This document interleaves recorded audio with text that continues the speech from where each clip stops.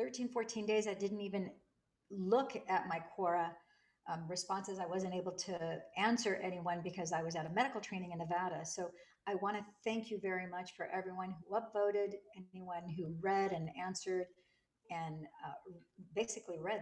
That's 11,500 people that have viewed my QUORA answers. So thank you very much. Today I'm answering a question.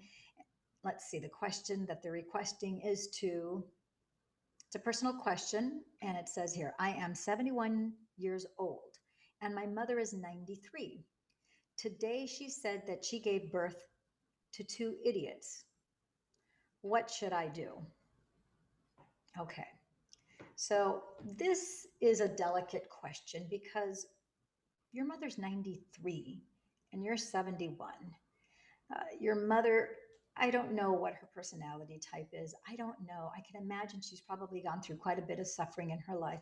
I don't know what tone she said this in. I don't know if she said it with anger, if she said it cynically, if she said it with bitterness, if she said it in a humorous manner. I don't know what context, what the conversation was leading up to that question or even after.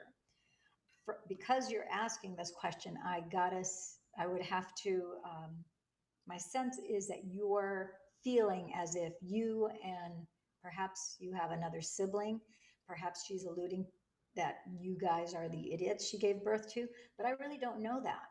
But even if that's the case, let's assume the worst case scenario, but give her the benefit of the doubt of the best case scenario too. By what I'm seeing here, I'm sensing also that when she said that, you just stayed silent, or at least I hope you did.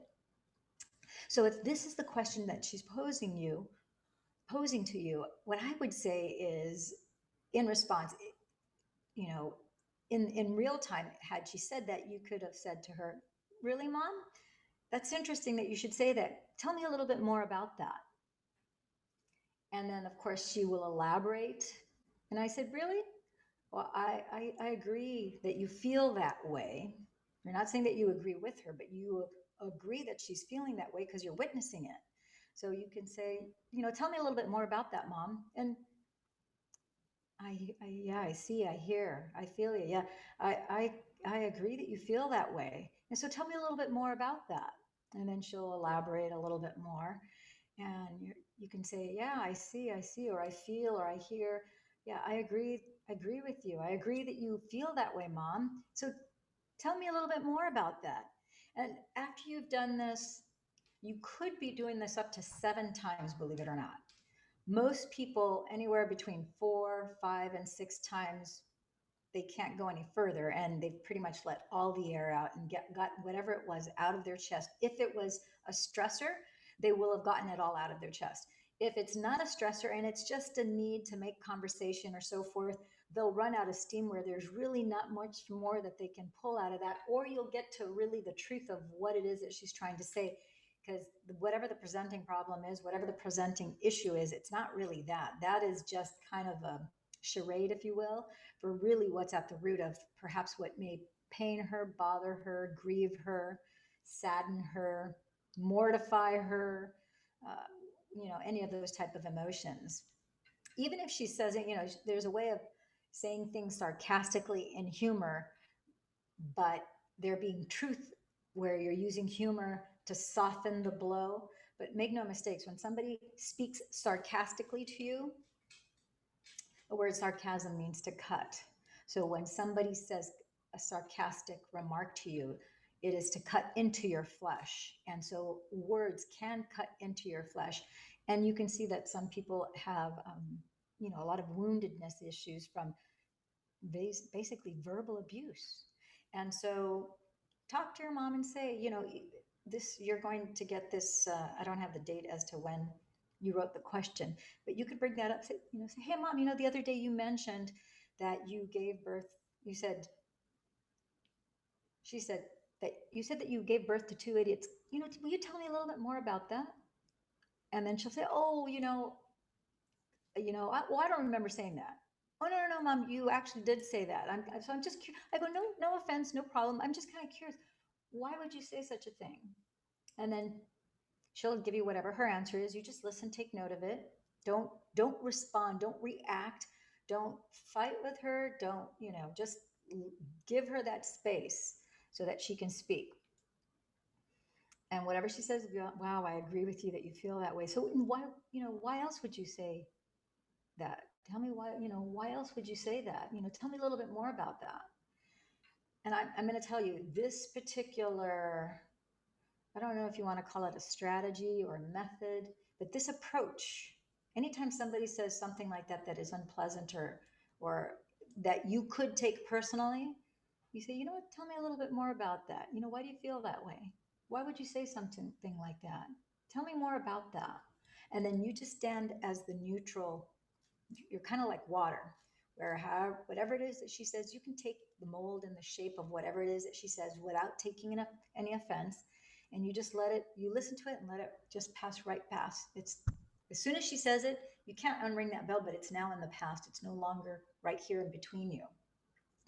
And neurosomatically, that's actually what's happening, unless you lodge it into your body, which you don't want to do because that's going to turn into pain. And that's the last thing that you need. So I hope this answers your question.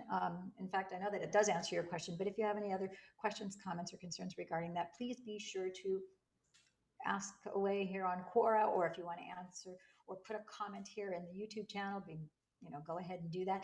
Please do hit that little click, like that button, because it makes me so happy to get an acknowledgement that you do in fact like this answer on Quora, on YouTube, and other people who are looking for answers to these type of questions will then, by the YouTube algorithm, they are going to find this YouTube video because you liked it, not only viewed it.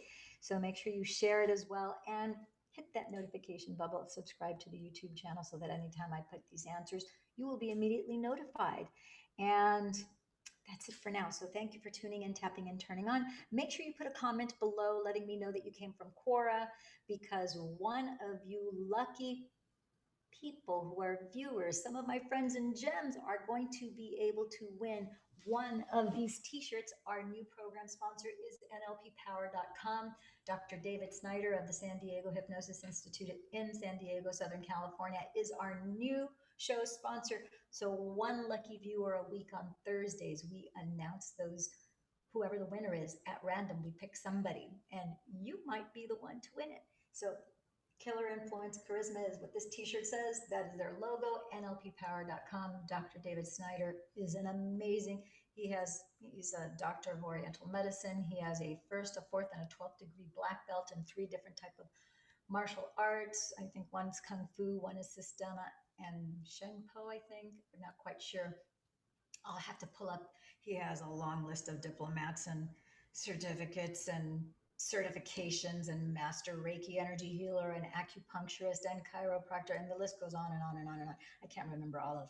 He's got more accreditations and doctorates and degrees than McDonald's makes hamburgers. Let's just put it that way. All right. And he says that himself too. Anyhow, that's it. Thank you for tuning in, tapping, and turning on to Love and Money Secrets TV. Keeping this short and sweet. We're on to the next one.